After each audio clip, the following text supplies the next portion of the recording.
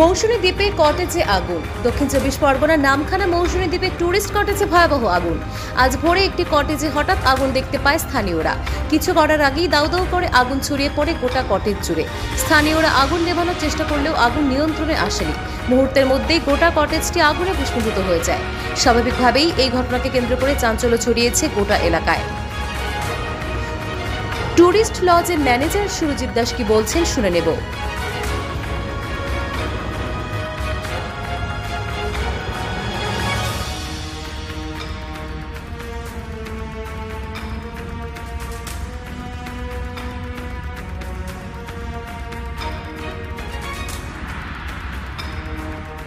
বলতে আমরা তো প্রায় সারা রাত জেগেছিলাম, প্রায় আজান টাইম মানে যেটা হচ্ছে 4:30 না 7:30 যে আজান হয় ওই টাইমটাতে আমি রিসোর্টে শুতে গেছিলাম, যেহেতু আমার গেট ছিল।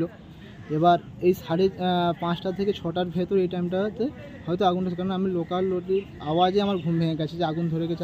এবার আগুনটা কোথা থেকে ধরে সেটা বুঝতে পারিনি, কারণ এইটাতে 4টে রুমের আমাদের ছিল, যেটা হচ্ছে অফিস রুম, সাইডে ছিল কিচেন, ডাইনিং এবং স্টোর রুম, এবং সেখানে বিপুল সংখ্যক আমাদের জিনিস মানে আমাদের রিসোর্টের যাবতীয় জিনিসপত্র সবটাই ছিল এবং পুরোটাই পুরো ছাই হয়ে গেছে। ক্ষয়ক্ষতির পরিমাণ কত হতে পারে?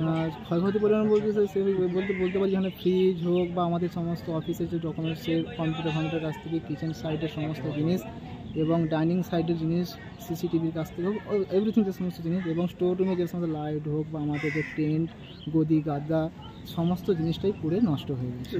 আগুন কি নিয়ন্ত্রণ আনা সম্ভব হয়েছিল? না, আগুন নিয়ন্ত্রণ সম্ভব বলতে সেভাবে নিয়ে আসা হয়নি, যেহেতু এটা লোকালিটি যে যেহেতু ওই টাইমটাতে কারেন্ট মানে বন্ধ করতে হয়েছে, কারণ পুরো আগুন ফায়ার লেগে গেছিলো। তো জল দিয়ে যেটুকুটা আমরা পেরেছি প্রথমে ভস্মীভূত হয়ে গেছে। নাম সুরজিৎ দাস। ঘটনাটা এই যখন ধোঁয়া উড়ে তখন এসে যখন দেখি না আগুন ধরে গেছে, তখন আমরা চিৎকার করে আর এই পাড়ার লোক সব এসে আগুনটা লিভাইছে। কিছু মাল বার করতে পারছে, কিছু মাল বার করতে পারছে। এসে কি দেখলেন? এসে দেখেছি আগুন জ্বলছে, প্রচণ্ডভাবে আগুন জ্বলছে। তখন আমরা করতে পারিনি, কন্ট্রোল আনতে পারিনি, তখন কিছু নেই এখানে। আর পাড়ার লোক তো তখন সকাল 5:30টার সময় আগুনটা লেগেছে। আমরা যখন উঠে দেখি না ধোঁয়াটা উঠছে, এসে যখন দেখি না দুধারে দরজা লাগানো আছে, আমি চিৎকার করার পরে ছেলেটাকে এসে এই দরজাটা খোলা আছে, এসে ছেলেটাকে যখন ডাকি তখন ছেলেটা ছুটে এসে আসার পরে দেখেন ওই গ্যাস সিলিন্ডারটা আমি বার করে দিয়ে আর অন্যান্য কিছু জিনিসটা বার করে দিয়েছি, আর পারিনি কিছু বার করতে।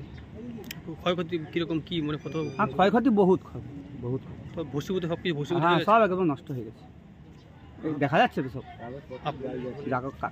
আমরা পরে দেখলাম কাগজপাতি অনেক নষ্ট হয়ে গেছে, জিনিসপত্র অনেক নষ্ট হয়ে গেছে। আপনার নাম? শেখ আব্দুল দাইয়ান।